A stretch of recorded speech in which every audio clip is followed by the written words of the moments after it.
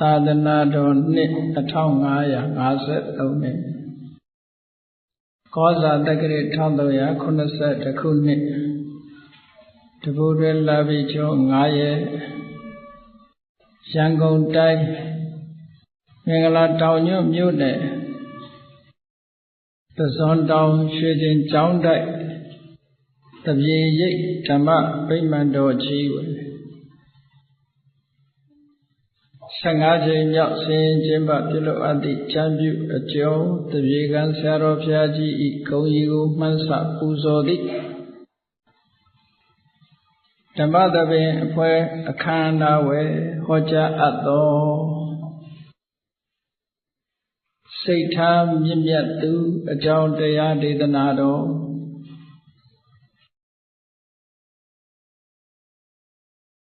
ဒီကနေ့ညဓမ္မသဘင်ခန္ဓာကိုရှင်ဘုန်းတော်သခင်ရှင်တော်မြတ်ဘုရား၏မဟာကရုဏာဂုဏ်ကိုအာယုပြုကာတိကျူဖွဲ့ဆိုအပ်သောဝန္ဒနာပနာမအာတိတဂါထာကိုယေရှုပူဇော်ခြင်းဖြင့်စတင်ကြရအောင်ယောကပဂောတိဟိပိအပမေယံကာလံကရွန်တောတိဒုက္ခရာနိခေရံကတောလောကဟိတယနာထောနမောမဟာကရုဏိကတတတယောနာထောဝိနိယမြာစွာတတ္တဝါဤချမ်းသာစီးပွားလိုလားတောင်းတဂုံပေါင်းခါသဖြင့်နာထအမြညာခြင်းရှင်တော်မြတ်ဖရာသည်ကပ္ပဂောတိဟိပိဂရေကဘာအရေအတွက်သင်္ချာတို့ဖြင့်တော်လဲအဘယ်မေယံရေအတွက်တိုင်းတာဖော်ပြခြင်းငါမစွမ်းနိုင်ပါသောကာလလေးအသင်ချင်းသိနေကဘာရှိကြသောကာလပတ်လုံးလောကဟိတယတတလောကဤအကျိုးစီးပွားအလို့ငါအတိဒုက္ခရာနိဩဇာတဲ့ခြေလက်အင်္ဂါမိတ္တကြီးမှသမိတာနှင့်တထာဇတိဆွန်ခြင်းကြီးဟုကျက်တိထဝေငါးသွဲအစုအလုံးခဲရင်သောအမှုတို့ကိုကရွန်တော်ဘုရားဖြစ်ရန်ဤတန်ကြုတ်ကုတ်အာထုတ်တော်မူရသည်ဖြစ်၍ခေရန်လက်ချေမျက်လုံးအသက်ဆုံးလည်းရဲ့နှလုံးစိတ်ဝံကိုရောဤပင်မခြင်းသို့ကတောဘဝတဏ္ဍကျိန်ဖန်များစွာရောက်တော်မူခဲ့ရရှာလေပြီမဟာကရုဏီကတတတဝါများယဝေသာကဲ့သို့တနာချစ်ခင်မဟာကရုဏာရှင်ဖြစ်တော်မူသောတသနာတသဝိနည်းများစွာတတ္တဝါဤချမ်းသာစီးပွားလိုလားတောင်းတအကုန်ပေါင်းခါသဖြင့်နာထအမြညာထိုရှင်တော်မြတ်ဖရာအားနမောယုတိပြောင်းပြောင်းမှန်ကိုလျော့၍ကရောယုကျိုးရှိခိုးခြင်းသည်အထုဘဝတုစင်စစ်မသွေဖြစ်ပါစေတည်း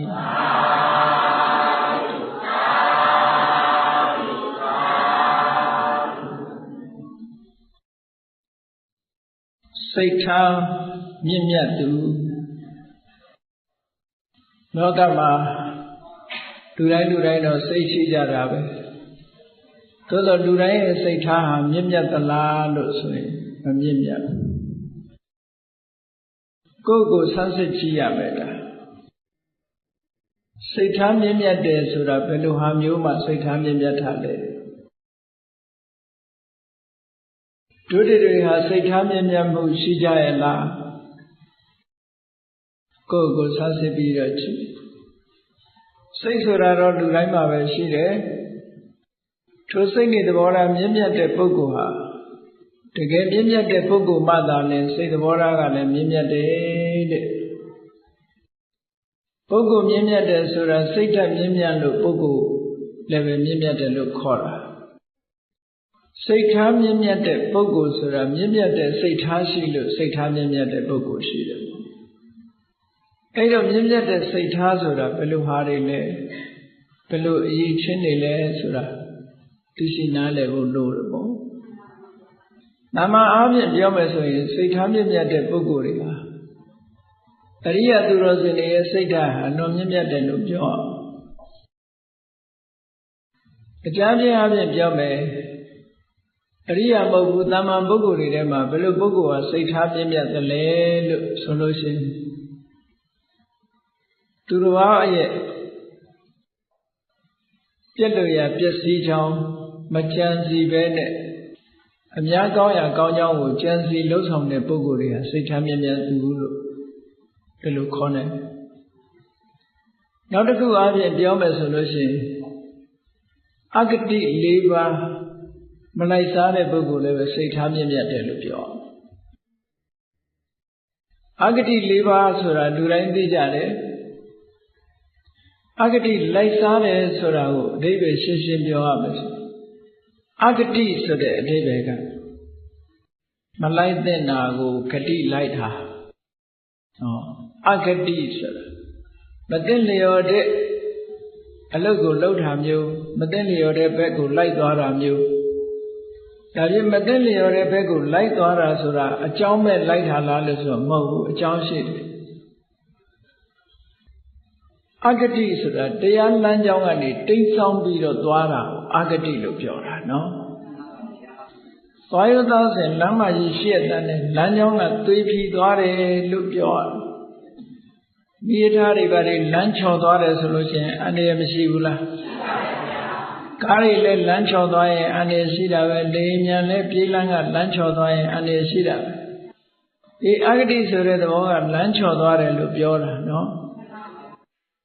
လို့ရမယ်လိုက်ရမယ်ဓမ္မလမ်းကြောင်းကနေလွဲချော်သွားတာဘာကြောင့်လွဲချော်သွားသလဲလို့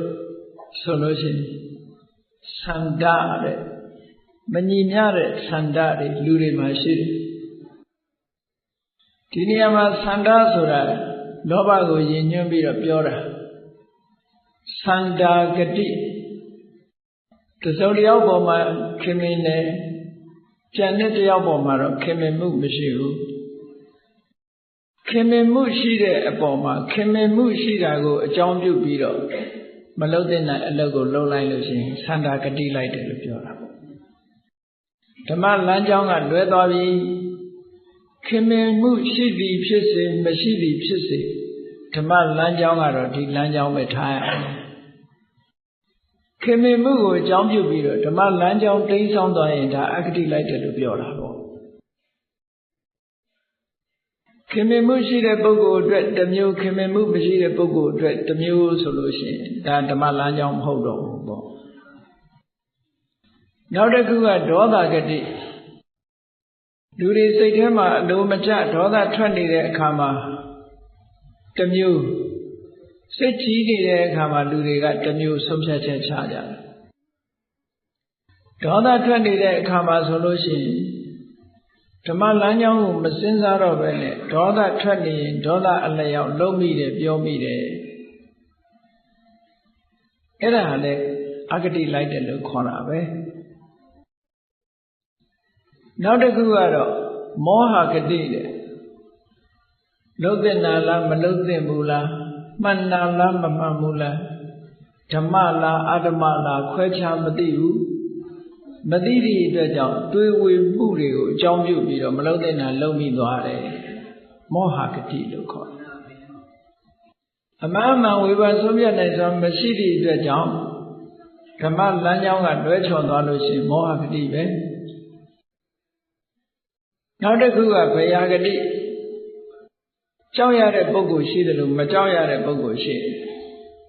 ကြောက်ရတဲ့ပုဂ္ဂိုလ်ကြတော့ကြောက်ရသည့်အတွက်ကြောင့်ဓမ္မလမ်းကြောင်းတိုင်းမလိုက်ဖဲနဲ့တိမ်ဆောင်းသွားတယ်အဲ့ဒါဘယဂတိလို့ခေါ်တယ်လောကမှာချစ်ချင်းမုန်းချင်းမသိချင်းကြောက်ချင်းဆိုတဲ့စိတ်ရဲ့အခြေအနေတွေအကြောင်းပြုပြီးတော့လူတွေဟာမလုတဲ့ဘက်ကိုလှုပ်သွားတတ်ကြတယ်မလိုက်တဲ့လမ်းကိုလိုက်သွားကြတယ်လမ်းချော်သွားကြတယ်လို့ပြောတာအဲ့ဒီလိုလမ်းချော်သွားတဲ့ပုဂ္ဂိုလ်ရဲ့စိတ်ဓာတ်ဟာမြင့်မြတ်တဲ့စိတ်ဓာတ်မဟုတ်ဘူးတဲ့မြင့်မြတ်တဲ့စိတ်ဓာတ်မဟုတ်သည့်ပုဂ္ဂိုလ်စိတ်ထားတွေရှိတဲ့ပုဂ္ဂိုလ်တွေကလည်းပဲစိတ်ထားမြင့်မြတ်သူလို့ခေါ်လို့မရဘူးဒီလိုဆိုလိုတာအေရိယပုဂ္ဂိုလ်တွေကြတော့ အတိုင်းတာတစ်ခုရဥပမာပဲသောတာပန်ဖြစ်သွားပြီဆိုလို့ရှိရင်အတိုင်းတာတစ်ခုရအာဂတိ၄ပါးလိုက်စားမှုသိမရှိတော့ဘူးပေါ့တဂရကံဖြစ်သွားပြီအနာကံဖြစ်သွားပြီယဟနာဖြစ်သွားပြီဆိုလို့ရှိရင်အာဂတိလိုက်စားမှုမရှိဘူးဓမ္မလမ်းကြောင်းပေါ်ကလမ်းချော်သွားတာမရှိသည်ထိုပုဂ္ဂိုလ်ရဲ့စိတ်ဓာတ်ဟာသန္တဒေါသဘယမောဟဘယဆိုတဲ့ဒီအနောက်ရှက်တွေချောင်းမို့လို့စိတ်ထားပြောင်းသွားတာမျိုးမရှိသည့်အတွက်ကြောင့်ထိုပုဂ္ဂိုလ်ရဲ့စိတ်ထားဖြူစင်နေမြင့်မြတ်တယ်အဲ့ဒီပုဂ္ဂိုလ်ရဲ့စိတ်ထားမြင့်မြတ်သူလို့ဒီလိုခေါ်ရမယ်စိတ်ထားမြင့်မြတ်တဲ့ပုဂ္ဂိုလ်ဆိုတာအလို့လျော်စိတ်ထားကမြင့်မြတ်လာသလားလို့ဆိုမြင့်မြတ်လာတာမဟုတ်ဘူးစိတ်ထားမြင့်မြတ်ဖို့အတွက်ကလေ့ကျင့်သင်တန်းယူထားရစိတ်ကိုအာယုံနဲ့လေ့ကျင့်ပေးမှပြုပြင်ပေးမှစိတ်ထားမြင့်မြတ်သူဖြစ်လာတရားချစ်ခင်သူတော်စင်ပြိဿတ်တို့မွေးကလေးကစိတ်ထားမြင့်မြတ်လာတာမျိုးမဟုတ်ဘူးတဲ့သူတော်ကောင်းနဲ့ပေါင်းသူတော်ကောင်းတရားကိုနာဆုံးမဩဝါဒတွေနာခံရင်းကနေပြီးတော့စိတ်ဆိုတာဘယ်လိုဖြူစင်အောင်ထားရမယ်ဆိုတဲ့အသိဉာဏ်တွေတတိတရားတွေစင်ကြယ်တုံတရားတွေနဲ့ကိုယ့်ကိုယ်စိတ်ထားမြင့်မြတ်သူဖြစ်အောင်လုပ်လို့ရတယ်ပေါ့အဲ့ဒါလို့မလုပ်ဘဲနဲ့တတိတန်စင်ညမထားဘဲနဲ့နေမယ်ဆိုလို့ရှိရင်ပင်ကိုယ်သဘာဝအနေနဲ့လူတွေဟာစိတ်ထားမြင့်မြတ်တဲ့ပုဂ္ဂိုလ်ဖြစ်လာပါမလားမဖြစ်လာနိုင်ဘူးသဘာဝမှာတန်ဖိုးရှိတဲ့ကြောက်ရိုင်းအတုံးလေးစီပဲနဲ့အနာအစာအကာတွေကိုမဖယ်ရှားလို့ရှိရင်လူတွေအသုံးချတဲ့ယရနာတန်ဖိုးရှိတဲ့ယရနာဖြစ်မလာသေးဘူးပေါ့။ဘာဖြစ်လို့လဲအညစ်အကြေးတွေအနာအစာတွေပြည့်နေလို့ပဲ။ဒီလူသားတွေရဲ့စိတ်ထဲမှာလည်းပဲလောဘဒေါသမောဟစတဲ့အပြစ်အနာအစာတွေဖုံးလွှမ်းနေသည့်အတွက်ကြောင့်လူတွေရဲ့စိတ်နေစိတ်ထားဟာကောင်းတဲ့စိတ်နေစိတ်ထားမဟုတ်ဘဲနဲ့ဖြစ်နေတယ်ပေါ့။အဲ့ဒီမကောင်းတဲ့စိတ်ရဲ့အညစ်အကြေးတွေကိုဖယ်ရှားလိုက်လို့ညစ်ကြေးမှုတွေအလုံးကင်းသွားတဲ့အခါဖြူစင်လာတဲ့စိတ်ကလေးဟာမြင့်မြတ်တဲ့စိတ်ဖြစ်လာတယ်ပေါ့အဲ့ဒီလိုစိတ်မျိုးပိုင်ဆိုင်တဲ့ပုဂ္ဂိုလ်မှစိတ်ထားမြင့်မြတ်သူလို့ဒီလိုပြောလို့ရမှာပေါ့ဒီနေရာမှာဒီကနေ့ပြောလို့တာကတော့စိတ်ထားမြင့်မြတ်သူဆိုတာဘုရားမြတ်စွာရဲ့လက်ရတော်ယံအက္ကတဝကရှင်သာရိပုတ္တရာမထေရမြတ်ကြီးကိုရည်ညွှန်းပြီးတော့ပြောတာရှင်သာရိပုတ္တရာမထေရမြတ်ကြီးဟာစံပြုလောက်အောင်စိတ်ထားမြင့်မြတ်သူဖြစ်တယ်ဒီပြောကြလိုက်ပဲယဟနာဆိုရင်တော့စိတ်ထားမြင့်မြတ်တာကြီးပဲလို့ပြောရမယ်ဟုတ်ပါတယ်သို့သောရှင်သာရိပုတ္တရာမထေရမြတ်ကစံနမူနာထားရလောက်အောင်စိတ်ထားမြင့်မြတ်တယ်ကျန်တဲ့ယဟန္တာတွေနဲ့မတူဘူးပေါ့ဘာကြောင့်ဒီလိုရှင်သာရိပုတ္တရာမထေရမြတ်ဟာစံပြုလောက်အောင်စိတ်ထားတွေမြင့်မြတ်ရသလဲလို့ဆိုတာသူကိုယ်တိုင်ဖော်ကျူးထားတဲ့အကြောင်းတရားတစ်ခုကိုကြည့်လို့ရှင်သူယဟန္တာဖြစ်ပြီးအာသောတရားတွေကုန်လို့စိတ်ထားမြင့်မြတ်တယ်လို့ဒီလိုပြောတာမဟုတ်ဘူးကာယကတာတတိလို့ဆိုတဲ့ကိုယ်ခန္ဓာပေါ်မှာဆွဲမြဲစွာတည်ရှိနေတဲ့တတိတရားအမြဲမပြတ်သူ့မှာရှိနေလို့စိတ်ထားမြင့်မြတ်တယ်လို့ဒီလိုခေါ်တယ်လူတိုင်းခန္ဓာကိုယ်ပိုင်ဆိုင်ထားကြတယ်ပိုင်ဆိုင်ထားတဲ့ခန္ဓာကိုယ်ကြီးကိုအစိတ်အပိုင်းတွေနဲ့ခွဲကြည့်မယ်ဆိုလို့ရှိရင်32မျိုးရှိတယ်ဒါကို32ခေါတ္တနာလို့ခေါ်တာနော်ကိုယ်ခန္ဓာကိုယ်ကြီးကိုဉာဏ်ဆိုင်ပြီးတော့ကြည့်လိုက်မယ်ဆိုရင်အောက်ခြေဘဝအထက်ဆံပြားဆိုတဲ့ဒီအတိုင်းတာအကန့်အသတ်တစ်ခုကိုယ့်ကိုအာယုံပြုကြည့်လိုက်အထက်မှာဆံပြားရှိတယ်အောက်မှာခြေဘဝရှိတယ်ဥဒ္ဒံပါရတလာအထောကေတမတ္ထကအထက်ကနေပြီးတော့ခြေပြားထိအောင်ခြေပြားကနေပြီးတော့အထက်ဆံပြားထိအောင် အပြန်အလှန်တလံများရှိတဲ့ခန္ဓာကိုယ်လေးကိုဆင်ញင်သုံးသပ်ပြီးတော့ကြည့်မယ်ဆိုရင်ဟောဒီခန္ဓာကိုယ်ကြီးထဲမှာယရနာတွေအပြည့်ထည့်ထားတာလားသို့မဟုတ်ယွန်စရာတွေအပြည့်ထည့်ထားတာလားဒါပဲကတော့အပြင်ကတော့ချမ်းသာတဲ့လူတွေကစိတ်နေတို့ရွှေတွေတို့ဝတ်မထားဘူးလားဒါအတွင်းကမဟုတ်အပြင်ကဟာတွေနော်အဲ့ဒါကမွေးရပါတာဟုတ်ကလားဟုတ်ပါဘူးဗျာအငါးပစ္စည်းတွေဒါတွေကနော်ဟုတ်ပါဗျာအဲ့တော့ခန္ဓာကိုယ်ကြီးကိုမိမွေးတိုင်းဖမွေးတိုင်းအသာချိလိုက်မွေးလာကြတဲ့ကပါလာတာတွေနောက်မှဆက်နာမထည့်တဲ့တခုပါမွေးလာကြတဲ့ကပါလာတာသပင်ကနေခြေဘဝအထိဆင်ញင်သုံးသပ်ကြည့်လိုက်စမ်းပါမြတ်စွာဘုရားကနာနပကာရတ္တအတုစိနောတဲ့တကယ်ကိုအမျိုးမျိုးသောယွန်ပွဲဆက်ဆုပ်ဖွယ်ရာတွေနဲ့ပြည့်နေတဲ့ခန္ဓာကိုယ်ကြီးပါတဲ့သို့တော်လည်းယွန်စရာကောင်းတဲ့ခန္ဓာကိုယ်ကြီးကိုမလှလှအောင်ကြည်မကောင်းကောင်းအောင်လူတွေကနေ့စဉ်နဲ့အမျှပြင်ပေးနေကြတယ်ပြင်ပေးနေသည့်အတွက်ကြောင့်လူတွေမှာဘာဖြစ်နေလဲဆိုရင်ရုပ်ခန္ဓာကိုယ်ကြီးပေါ်မှာတွေ့တာတဲ့တဏှာတွေတိုးပွားနေတာပေါ့မိမိကိုယ်တိုင်ကလည်းမိမိကိုယ်ကိုယ်ပေါ်မှာတွေ့တာမှုဆိုတဲ့တဏှာရှိသလိုမိမိကိုမြင်ရတဲ့ပုဂ္ဂိုလ်တွေကလည်းပဲတွေ့တာမှုဆိုတဲ့တဏှာတွေဖြစ်ပေါ်လာစေတကယ်တဘာဝအတိုင်းရှိမယ်ဆိုလို့ရှိရင်နာနပကာရတ္တအတုစိနောပူရာနာနပကာရတ္တအတုစိနောတဲ့နာနပကာရတ္တအတုစိနောအမျိုးမျိုးအဖုံဖုံမစင်မကြဲတဲ့အရာတွေနဲ့ပူရာပြည့်နေတဲ့ခန္ဓာကိုယ်ကြီးတဲ့ဒီလိုပြောတာဒေချာစဉ်းစားကြည့်လိုက်မယ်ဆိုလို့ရှိရင်32မျိုးသောအရာတွေဟာတစ်ခုမှအနံ့အားဖြင့်လည်းမွေးကြိုက်တာမရှိဘူးအစင်အားဖြင့်လည်းလှတာမရှိဘူးနော်ဝဏ္ဏတော်ပိခန္ဓာတော်ပိဆိုအစင်ရောင်အားဖြင့်လည်းလှတာပါတာမရှိဘူးအနံ့အားဖြင့်လည်းပဲဆွတ်ဆုပ်เสียပဲအဲ့ဒါလို့ပြည့်နေတယ်ဆိုတဲ့သဘောတရားတွေကိုလူတွေကမသိကျင်ကြဘူးတဲ့မျက်ွယ်ပြုတ်ထားဖုံးကျင်နဲ့꿰ကျင်တယ်ဖုံးကျင်꿰ကျင်လို့တဏှာထုတ်လုပ်တဲ့ကုမ္ပဏီတွေလည်းချမ်းသာနေကြတာပေါ့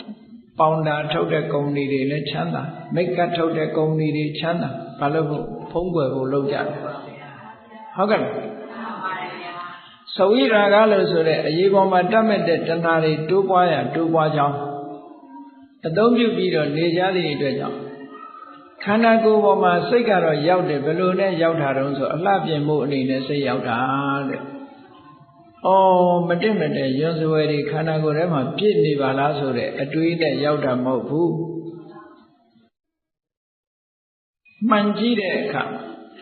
လူတွေကတော့မှန်ကြည့်တာသဘာဝပေါ့နော်ယဟန်တွေကမှန်မကြည့်ရဘူးတဲ့ကြည့်လို့ရှိရင်အာဘသင့်တယ်ပေါ့ဒုက္ခအာဘသို့တော့ကြည့်ကောင်းတဲ့အခါရှိသေးတယ်တရားနဲ့ကြည့်တဲ့အခါမျိုးမှန်ကလေးကြည့်ပြီးတော့မှပဲမျက်နှာမှာအနာအစာရှိလို့အဲ့ဒီအနာအစာဆေးလိမ့်ကျင်လို့ကြည့်တယ်ဆိုရင်ကြည့်လို့ရတယ်နောက်တနည်းအားဖြင့်ငါတော်တော်အိုသွားပါလားလို့ဆိုတဲ့ဟာမျိုးသိဖို့ရအတွက်တော့ကြည့်လို့ရတယ်တရားသဘောပေါက်အောင်တော့ကြည့်လို့ရတယ်အလှပြင်ဖို့ဆိုတာမျိုးတော့ကြည့်လို့မရဘူးဘာလို့လဲဆိုလို့ရှိရင်မြတ်စွာဘုရားကဟောထားတာအကုသိုလ်မဖြစ်စေနဲ့ကုသိုလ်သာဖြစ်စေလို့ဆိုတော့ကိုယ်ခန္ဓာကိုယ်အလှပြင်ဖို့ကြည့်မယ်ဆိုရင်ကုသိုလ်ဖြစ်မှာလားအကုသိုလ်ဖြစ်မှာအကုသိုလ်ကဘာအကုသိုလ်တုံးဆိုလို့ရှိရင်တဏှာပဲတဏှာကဘာဖြစ်လဲဆိုရင်နှစ်သက်တွေ့တာမှုဆိုတဲ့တဏှာနန္ဒီဒုက္ခသမူလံနန္ဒီသမုဒယဒုက္ခသမုဒယောတွေ့တာမှုရှိရင်နောက်ကလာမှာဒုက္ခပဲရလာမဲ့အကျိုးဆက်ကဒုက္ခဒါကြောင့်မို့မြတ်စွာဘုရားကဒုက္ခကိုမရစေခြင်းဘူးမရစေခြင်းဤအတွက်ကြောင့်အလှပြင်မှုအတွက်မှန်မကြည့်သင့်ဘူးခုနကလို့ငါတော်တော်အိုသွားပါလားငငယ်ရုပ်ရည်ရုပ်မဟုတ်တော့ပါလားလို့ဆိုတဲ့တန်ဝေကအတွေးနဲ့ကြည့်မယ်ဆိုရင်တော့အပြစ်မရှိဘူးလို့ပြောတော့ပေါ့ သို့တော့အဲ့ဒီအတွေးပေါက်တဲ့ပုဂ္ဂိုလ်ကတရားတယောက်ရှိရလားအိမ်တိုင်းမှာမှန်ရှိကြတယ်အဲ့ဒီမှန်ရှိမှာဘာလုပ်ကြလဲလို့ဆိုရင်အနှခါလိမ့်ကြတယ်အလှပြင်ကြတယ်ဟုတ်ကဲ့လားဒီလိုပဲမဟုတ်လားအေးအဲ့ဒါကိုပြောင်းပြလိုက်အပြင်ကစပြီးတော့မှန်နေကြည့်ပြီးတော့ဩသဘင်ကလည်းမဲမဲနဲ့နဲ့ကြည့်နှစ်သက်เสียမကောင်းလိုက်တာနှစ်သက်เสียမကောင်းဘူးဆိုတာလူတွေကခေါင်းပေါ်မှာရှိနေတော့ဟုတ်တယ်လို့ရှိသဘင်လေးဖီးလို့ TV တွေကလည်းကြော်ကြတယ်လေယောက်ျားတွေကြတော့လဲထောင်ရင်တိုင်းထောင်မိုးထီအောင်ထောင်လုပ်သေးမြို့သမီးတွေကြတော့လဲဣဆက်သွားအောင်တခါလဲဖဲသားကြအောင်ဖီးတယ်အယောင်ဒါတွေအားလုံးဟာကိုနှစ်သက်တွေ့တားလာအောင်လုပ်နေကြလို့ရာဂကိုတိုးပွားစေတယ်သူတစ်ပါးကိုလည်းရာဂကိုတိုးပွားစေတယ်ဒါကြောင့်မို့လို့အဲ့ဒီအတွေးမျိုးနဲ့မတွေးပဲနဲ့သဘင်ဆိုတာယွန်းစရာဆက်ဆုပ်စရာပါလားဘုန်းဘုန်းတို့ငယ်ငယ်တုန်းကကမ္မထမ်းပွားရတယ်စကိုင်းတောင်ရုပ်ဝိပဿနာကဏ္ဍရုံကျောင်းမှာနေတဲ့အခါမှာကမ္မထမ်းပွားတာဘယ်လိုပွားရအောင်ဆိုသံပင်သည်ခွေးနဲ့မွေးနှင့်တူသည်ဖြစ်၍ဆက်ဆုပ်ယွန်းရှာဖွယ်ကြီးပါတကားငယ်ငယ်တုန်းကတော့အဓိပ္ပာယ်ကတော့သိတာပေါ့ဆိုကောင်းလို့ဆိုတာပဲအောင်းမိတာတကယ်ကိုခွေးနဲ့ရဲ့အမွေနဲ့မတူဘူးလားအဲ့ဒါကြောင့်ဘုန်းနဲ့တူတယ်အခုဆေးနီလေးတွေဆိုတာတို့နော်ရွှေရောင်လေးတွေဆိုတာဟောခွေးနီနဲ့ဆိုတဲ့အခါဆေးနီဆိုလိုက်တော့ခွေးနီနဲ့တူလွတ်မှာတော့မဟုတ်ဘူးဟုတ်ကဲ့လားသံမင်းဒီခွေးနဲ့မွေးနဲ့တူသည်ဖြစ်၍ဆက်ဆုပ်ရွှန်ရှာဖွယ်ကြီးပါတကားလို့32ခုတတကိုကမ္မထမ်းပွားခိုင်းတယ်အဲ့ဒါလို့သံမင်းကခေါင်းပေါ်မှာနေလို့ရှိရင်နန္တာတွေနဲ့ဖီလင်းပြုပြင်ထားတဲ့အခါကျတော့နှစ်သက်စရာလိုဘာလိုဖြစ်နေတယ်သို့တော့အဲ့ဒီသံမင်း2ပင်3ပင်ထမင်းပကံထဲမှာရောက်နေရင်ဘယ်လိုလုပ်ယွန်းသလားသဘောကျသလားအဲ့ဒီကြတော့ယွန်းသွားတယ်ခေါင်းပေါ်မှာနေတော့ကတော့မယွန်းဘူးအဲ့တော့တကယ်စင်စိတ်ကသံမင်းဟာယွန်းစရာကြီးပဲအဲ့ဒီယွန်းစရာကြီးဟာထမင်းခွက်ထဲရောက်မှယွန်းစရာလို့သွားတွေးလို့ရှိရင်နောက်ကျသွားပြီခန္ဓာကိုယ်ပေါ်မှာရှိနေတုန်းကိုကယွန်းစရာလို့မြင်မှုလိုအပ်တယ်ယွန်းစရာလို့မြင်ခိုင်းတာကတခြားမဟုတ်ဘူးကာယကတတတိခန္ဓာကိုယ်ထဲမှာရှိနေတဲ့အရှိတတိကတ်ထားပြီးတော့သဘာဝအတိုင်းရှုခိုင်းတာသဘာဝအတိုင်းရှုခိုင်းလိုက်တဲ့အခါကျတော့ယွန်းစရာကိုယွန်းစရာလို့မြင်လိုက်တာနဲ့တပြိုင်နက်တွေ့တာမှုဆိုတဲ့တဏှာနှစ်သက်မှုဆိုတာလာသေးလားမလာလို့ရှိရင်နန္ဒီဆိုတဲ့တရားမဖြစ်သည့်အတွက်ကြောင့်ဒုက္ခမူလဆိုမဖြစ်တော့ဘူးပေါ့နန္ဒီမဖြစ်တဲ့အခါကျတော့နန္ဒီនិရောဓဒုက္ခនិရောဓနှစ်သက်မှုချုပ်သွားတာနဲ့တပြိုင်နက်ဒုက္ခလည်းချုပ်သွားပြီတဲ့နည်းနည်းလေးချုပ်လိုက်ရင်နည်းနည်းပဲတခဏချုပ်ရင်တခဏငြိမ့်တယ်သံမင်းကိုနှစ်သက်စရာမဟုတ်ဘူးလို့ဆိုကြတဲ့ကသဘင်ကိုအလှပြင်တဲ့ဒုက္ခအေးမသွားဘူးလားဒါလက်တွေ့ငြိမ်းချမ်းမှုပဲအနုဘောဆိုသံမင်းကိုထောင်အောင်လုပ်ရတာနဲ့ဟုတ်ကလားဣအောင်လုပ်ရတာနဲ့အယောင်တောက်အောင်လုပ်ရတာနဲ့အယောင်ပြောင်းရတာနဲ့အလုပ်တွေတော်တော်ရှုပ်အဖြူဆိုရင်လည်းအနက်ဆိုးရတာနဲ့အလုပ်တွေတော်တော်ရှုပ်ကုန်အဲ့ဒီဒုက္ခလေးအေးကုန်တယ်ဆိုတာမြတ်စွာဘုရားကဒါလက်တွေ့ဟောတာပဲနန္ဒီဆိုတဲ့သဘင်ပေါ်မှာအလှပြင်းနေတဲ့တဏှာလေးရှိနေသေးတယ်ဗျာဒုက္ခသမုဒယဒုက္ခတွေဖြစ်နေဦးမှာပဲနန္ဒီនិရောဓသဘင်ပေါ်မှာနှစ်သက်တွေ့တာမှုဖြတ်လိုက်တာနဲ့ငြိမ့်သွားတာနဲ့တပြိုင်နက်သဘင်ကိုအလှပြင်းရတဲ့ဒုက္ခတွေလည်းငြိမ့်သွားတယ်ဒါတခဏငြိမ့်တာဟာတခဏငြိမ့်သွားတာပဲအပြီးငြိမ့်ရင်တော့လည်းအပြီးငြိမ့်သွားမှာပေါ့ဒါကြောင့်မို့လို့ခန္ဓာကိုယ်ရဲ့သဘာဝတွေထဲမှာအာယုံစိုက်ပြီးတော့အမြဲတမ်းတတိကတ်နေတဲ့ပုဂ္ဂိုလ်တယောက်ဟာမမြင့်မြတ်တဲ့စိတ်ထားသူ့ဘယ်မှာရှိတော့မလဲ ရှင်သာရိပုတ္တရာမထေရမြတ်ကပြောတယ်သူဟာတဲ့အမြဲတမ်းခန္ဓာကိုယ်ကိုတတိအမြဲမပြတ်တီးနေတဲ့ပုဂ္ဂိုလ်ဖြစ်ပါတယ်ဒါကြောင့်မို့လို့သူစိတ်ထားသူများစိတ်ထားနဲ့မတူအမြဲတမ်းမြင့်မြတ်နေတယ်ဆိုတဲ့သဘောကိုပြောတာမြတ်စွာဘုရားကိုယ်တိုင်ကလည်းဟောထားတယ်ဧကဓမ္မောဘိက္ခဝေဘာဝိတောဘူလိကတောမဟာတောတံဝေခာယသံဝတ္တတိ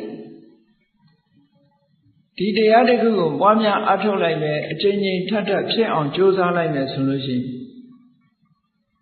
တံဝေကတရားတွေဖြစ်ပွားဖို့အတွက်ဖြစ်နိုင်ပါတယ်တံဝေကဆိုတာလေလွယ်လွယ်နဲ့ဖြစ်တာမဟုတ်ဘူးတံဝေကဆိုတာသဘာဝတရားပေါ်မှာရှုမြင်ပြီးတော့ဒီသဘာဝတရားကြီးတွေဟာကြောက်စရာကြီးတွေလန့်စရာကြီးတွေဒီလိုမြင်လာတာထိတ်လန့်လာတဲ့သဘောကိုတံဝေကလို့ခေါ်တယ်။တစ်စီကြောက်တာတရေကြောက်တာမျိုးနဲ့မတူဘူးနော်။သဘာဝတရားတွေရဲ့သဘာဝကိုရှုမြင်ပြီးတဲ့အခါမှာအသိဉာဏ်နဲ့အမြဲတမ်းကြောက်စရာကောင်းတာပါလား။ဘဝကြီးပေါ်မှာထိတ်လန့်တုန်လှုပ်လာတာအဲ့ဒါတံဝေကလို့ခေါ်တယ်။ဒါကြောင့်မို့တံဝေကောနာမသဟွတ္တပ္ပဉာဏ်နဲ့ဥတ္တပ္ပဆိုတာလန့်တာတန်တရားကြီးကိုလန့်လာတယ်တန်တရားထဲမှာတွေ့ကြုံရမယ့်ဒုက္ခတွေကိုလန့်လာတယ်အဲ့ဒီလန့်ဖြတ်မှုကဉာဏ်နဲ့ရှင်ပြီးတော့လန့်ဖြတ်တာဖြစ်လို့ဥတ္တပ္ပနဲ့ရှင်တဲ့ဉာဏ်ဒီတံဝေကလို့ဒီလိုပြောတာအဲ့ဒီတံဝေကဆိုတာလေတမ္မာပုဂ္ဂိုလ်တွေမှာဖြစ်ခဲတယ်ဘုရားလောင်းတော်ကြီးတွေမှာတော့တံဝေကဖြစ်တတ်တယ်နောက်ဆုံးဘဝမှာရှိလူတကာလည်းမြင်ကြမှာပဲဖိုးကြီးဖွားကြီးတွေလူအိုဆိုမြင်မှုတာပေါ့နော်လူအိုယုံနေတောင်ရှိတယ် home for age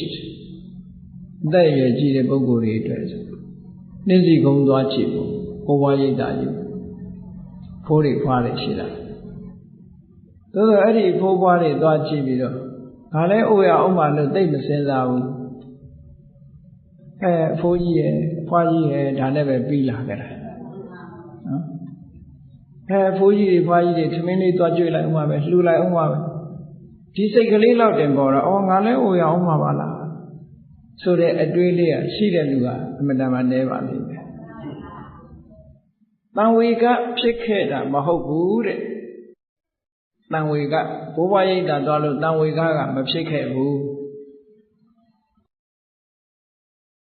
မဖြစ်ခဲ့ရုံနဲ့မကဘူးသူသာအိုတာငါအိုမှာမဟုတ်ဘူးလို့ထင်ခဲ့သေးတယ်အဲဒီမှာတို့တော့အတော်နဲ့မအိုသေးဘူးလို့ပဲလက်ထင်ချင်းထင်မယ်ပေါ့အဲ့တော့တံဝေကမဖြစ်နိုင်ဘုရားလောင်းနေကြတော့အဲ့လိုမဟုတ်ဘူးတိဋ္ဌရမင်းသားအမတန်ချမ်းသာတဲ့စည်းစိမ်ဥစ္စာတွေခံစားနေရတဲ့အချိန်လေးမှာလူကိုမြင်လိုက်တာနဲ့တပြိုင်နက်အိတ်မပြောတော့အောင်တံဝေကဖြစ်သွားငါလည်းအိုရအောင်မှာပါလားအခုပေါ်အိုတော့မဲ့ပုံမျိုးစိတ်ထဲမှာအဲ့ဒါလိုခံစားသွားရလူနာမြင်လိုက်တော့လည်းပဲထို့တူဆေးရုံသွားလိုက်လို့ရှိရင်လူနာတွေခုခေတ်ဆိုလို့ရှိရင်ဟုတ်လားနှာခေါင်းထဲမှာပိုက်ကြီးတွေထည့်ထားတာစက်ကြီးနဲ့တက်ထားတာ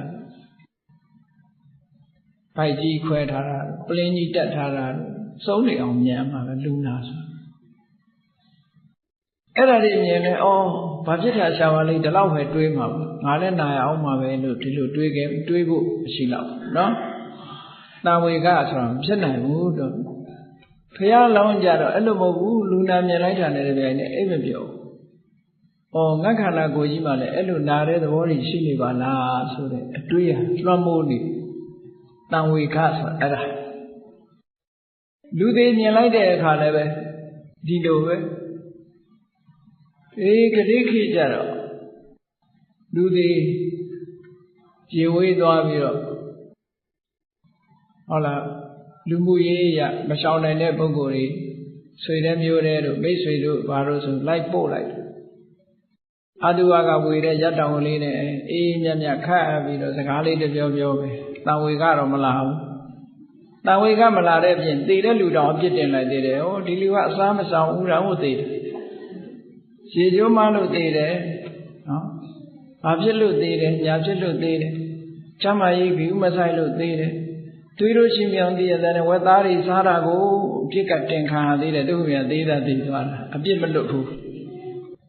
စီးကြိုရှိရတဲ့ရှောင်မမရှောင်ပဲစီးကြိုတွေတက်ပြီးလို့သေးတာတဲ့ဟောအပြစ်ကပြောခံရသေးတယ်နော်ဩငါလည်းပဲတရားအောင်မှာပါလားဆိုတဲ့အတွေ့အလာခဲ့တဲ့ပေါ့တန်ဝေကမဖြစ်ဘူးလို့ပြောတာအဲ့ဒါတွေတန်ဝေကဖြစ်အောင်ဘုရားအလောင်းတော်တွေကြတော့မြင်လိုက်တာနဲ့တန်ဝေကတွေဖြစ်သွားတယ်ဒါကြောင့်လို့တောထွက်သွားတာအေးအဲ့ဒါလို့တန်ဝေကစိတ်ဓာတ်တွေဖြစ်ဖို့ရအတွက်ဘာလုပ်ရမလဲကာယကတာတတိကမ္မထာကိုပွားပေးပါခန္ဓာကိုယ်မှာရှိတဲ့အစိတ်အပိုင်းတွေနဲ့တတိဟာအမြဲတမ်းကပ်နေစမ်းမှာစံပင်မွေးညင်းခြေလက်လက်သေးသွားအရေးဒါတွေကလူတွေမြင်ရတဲ့ဟာပေါ့အပေါ်ယံတွေကြည့်လိုက်စံပင်ဆိုတာလည်းမြင်ရတယ်မွေးညင်းဆိုတာလူတွေသိပြီးတော့သဘောကျတဲ့မွေးညင်းကဘာလဲမျက်ခုံးနဲ့မျက်တောင်ဟုတ်လားမျက်ခုံးလေးကိုဆွဲကနဲ့အလှပြင်ဘယ်လိုလုပ်ပြီးတော့ဟိုဆက်ဆုပ်ရွှေရှာပွဲကြီးပါလကားလို့စဉ်းစားလိုက်မလဲမျက်ခုံးကိုမလှအောင်ဆိုင်သွားပြင်တယ်မျက်တောင်လည်းပဲကြီးပါလားအမေပေးတဲ့မျက်တောင်နဲ့မကြိုက်လို့နှုတ်ပစ်ပြီးတော့အသစ်ဆိုင်ခုခေတ်ကလည်းမျက်တောင်ကိုအသစ်ဆိုင်တယ်မျက်တောင်မွေးအသစ်ဆိုင်အဲ့တော့ဘယ်လိုလုပ်တန်ဝေကဖြစ်ဒါကြောင့်မို့လို့တန်ဝေကဖြစ်ရမယ့်ကိစ္စတွေတန်ဝေကမဖြစ်ဘဲနဲ့တဏှာရာကပွားစေကြောင်းဆိုနန္ဒီဒုက္ခတမူလံဆိုတဲ့အတိုင်းပဲလာမှာပဲဒုက္ခတွေရအောင်မှာပဲအေးဆံပင်မွေးညင်းဘယ်ရာမှတက်တာမရှိဘူးခြေသက်လက်တဲ့သူကလည်းတော်တော်လေးစားကျဲတယ်ခြေသက်လက်တဲ့ကပဲရှင်းတော့ငရေရှိတယ်မြတ်စွာဘုရားလက်ထက်ကယဟန်တော်တွေကိုဝီနည်းနဲ့တားမြစ်ထားတယ်မြတ်စွာဘုရားခြေသက်လက်သေးကြီးတွေအရှိမထားရဘူးတဲ့တခါတော့ကအရှိထားလို့ပြဿနာပေါ်ခဲ့ဘူးတဲ့ဒါမှမဟုတ်မြတ်စွာဘုရားယဟန်တွေခြေသက်လက်တဲ့အရှိမထားရဘူးဝီနည်းစကံနဲ့မှရှိနဘိက္ခွေဒီခါနခါဓာရိတပါခြေသေးကြီးတွေရှိတယ်ဆိုတာဘာကိုပြောတာတော့ဆိုအသားတဲ့လွန်သွားရင်အရှိလို့ခေါ်တယ်တချို့ကြတော့အသားတဲ့ကိုတော်တော်လေးကိုလွန်တယ်ခြေသက်လက်တဲ့အရှိမထားရဘူးယဟန်တွေအသားတယ်လွန်ရင်ကြိုက်ပြစ်အသားပမာဏနဲ့ဒီတိုင်းပဲထားပြီးတော့ဝိတတိမထခုခေတ်မှာလုံးတာမဟုတ်ဘူးခြေသက်လက်သေးတွေကိုအလှပြင်တယ်အယောင်တင်တယ်ခုခေတ်ကအယောင်တွေမကတော့ဘူးပကြီးလိုအယုတ်ကလေးတွေတောင်ရေးသေးတယ်ခြေသက်လက်သေးပေါ်မှာနော်ပန်းကက်ကလေးတွေနဲ့ဘာနဲ့နောင်ကျရင်ခြေသက်လက်သေးတောင်ကမှာမဟုတ်ဘူးနှစ်ဖူးတောင်ရေးခြင်းရေးမှခေတ်ရောက်လာအခုလည်းလက်မောင်းတွေပါတော့ရေးနေကြပြီပေါ့အဲ့တော့ခြေသက်လက်သေးဟာအယောင်ဆိုးယုံနေမကဘူးအလှပပကြီးရုပ်ကလေးတွေပါရေးလာပြီးတော့ခြေသက်လက်သေးကိုပြင်းနေတယ်ဆိုတော့ဘယ်လိုလုပ်တန်ဝေကဖြစ်မလဲ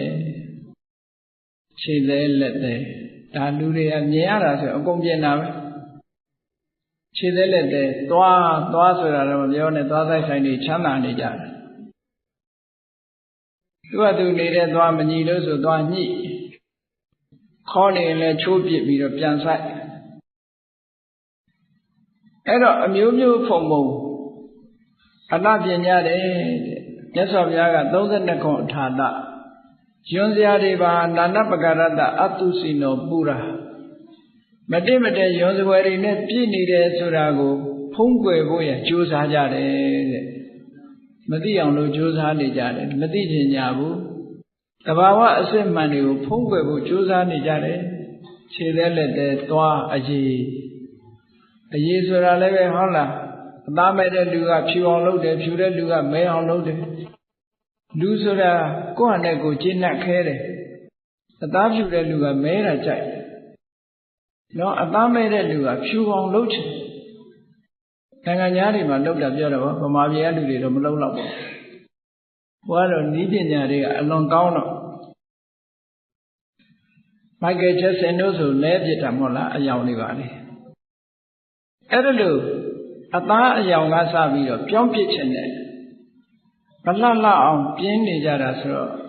ရသော်ဘုရားပြောဟောတော်မူတဲ့ကာကရတတိကမ္မထာနဲ့အလွန်အလှမ်းဝေးတာပေါ့ရှင်သာရိပုတ္တရာမထေရကပြောတယ်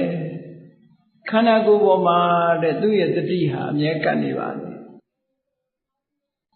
သူ့ရဲ့တတိကခန္ဓာကိုယ်ပေါ်မှာအမြဲကပ်တယ်ခန္ဓာမှာရှိနေတဲ့အရာတွေပေါ်မှာအမြဲကပ်တယ်ဆိုခန္ဓာပေါ်မှာရှိနေတာဘာတွေလဲလို့ဆိုရင်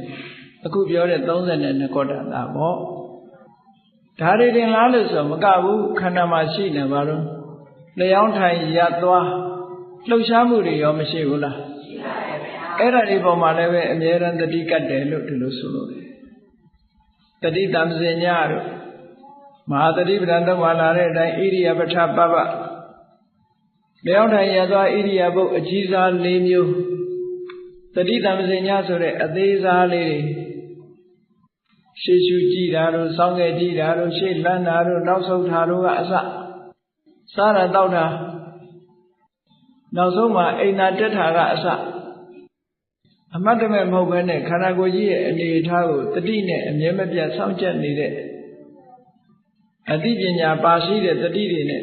ခန္ဓာကိုယ်ကြီးရဲ့သဘာဝတရားကိုလွတ်မသွားအောင်အမြဲတမ်းကြည့်နေတာကာကရတတိလို့ခေါ်တယ်အဲ့ဒီကာကရတတိကိုကြာကြာနာနာပွားထားပြီဆိုရင်မဟာတောတံဝေကအကြီးကျယ်တံဝေကကိုဖြစ်ပေါ်စေနိုင်ပါတယ်ဒါမပွားရင်တော့မဖြစ်စေဘူးဆိုတဲ့အပြန်အလှန်ရတယ်ပေါ့ဒါလည်းမကဘူးမြတ်စွာဘုရားကဟောထားတာဒီတတိတံစင်ညတွေဖြစ်ပေါ်ယုံမြတ်မကကာကရတတိကိုမပွားဘူးဆိုလို့ရှိရင်အမြိုက်နိဗ္ဗာန်ကိုအမြိုက်အရသာကိုမသုံးဆောင်ရရောက်တယ်ကာကရတတိကမ္မထာကိုမပွားဘူးဆိုတဲ့ပုဂ္ဂိုလ်ဟာနိဗ္ဗာန်နဲ့လွဲချော်တဲ့ပုဂ္ဂိုလ်ပဲတဲ့ကာကရတတိပွားတဲ့ပုဂ္ဂိုလ်မှာနိဗ္ဗာန်နဲ့ရောက်မဲ့ပုဂ္ဂိုလ်လို့ဒီလိုဟောထားတယ်နော်အဲ့ဒါလို့ချီးကျူးပြီးတော့ဟောကြားထားတဲ့တရားဓမ္မကိုရှင်သာရိပုတ္တရာမထေရဟာအမြဲမပြတ်လေ့ကျင့်ပြီးတော့တတိကပ်ပြီးတော့ထားတယ်ဒါကြောင့်မို့လို့ရှင်သာရိပုတ္တရာမထေရရဲ့စိတ်ဓာတ်တွေဟာအမတန်မြင့်မြတ်တယ်လို့ဒီလိုပြောတာပေါ့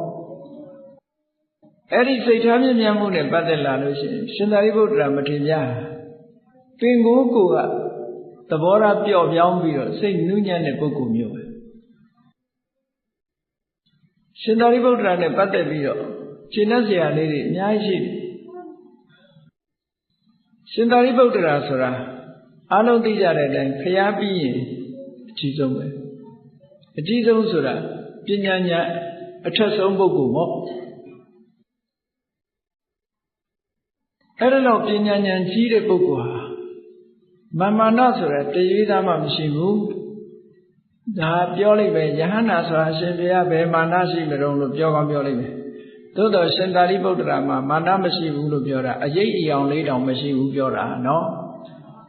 ကျန်တဲ့ယဟန္တာပုဂ္ဂိုလ်တွေမှာဝါသနာဆိုတဲ့အရေးအယောင်ကလေးတွေကျန်သေးတယ်ရှင်ပိလိန်နာဝေဒစာလို့ဆိုရင်လူမြင်ဟဲ့ငရုံမှလို့ခေါ်တယ်သူဘယ်တော့မှချူချူသာသာမပြောတတ်ဘူးယဟန္တာပဲသူလဲရှင်မောက္ကလန်ဆိုလဲခက်ချမ်းချမ်းဆက်ဆံတတ်တယ်ယဟန္တာပဲတခါတော့ကယဟန်တစ်ပါးဟာဝိနိသိက္ခာဘုံအရာယဟန်ဘဝကဆုံးရှုံးနေတဲ့ယဟန်တစ်ပါးပါရာဇိကကြနေတဲ့ယဟန်တစ်ပါးတန်ဃာတွေကြားထဲမှာဝင်းထိုင်နေတယ်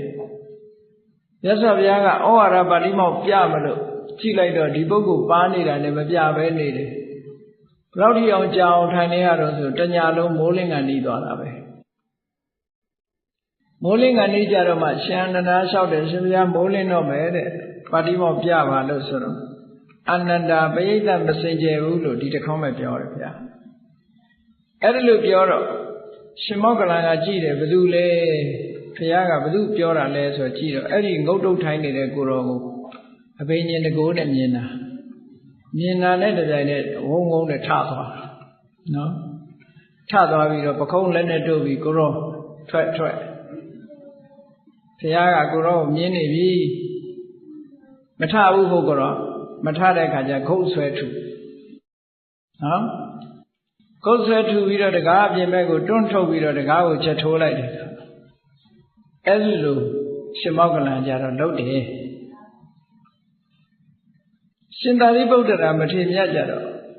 စိတ်သဘောထားအမတန်ပျော့ပြောင်းတဲ့အနေအထားတွေအများကြီးရှိတယ်ပေါ့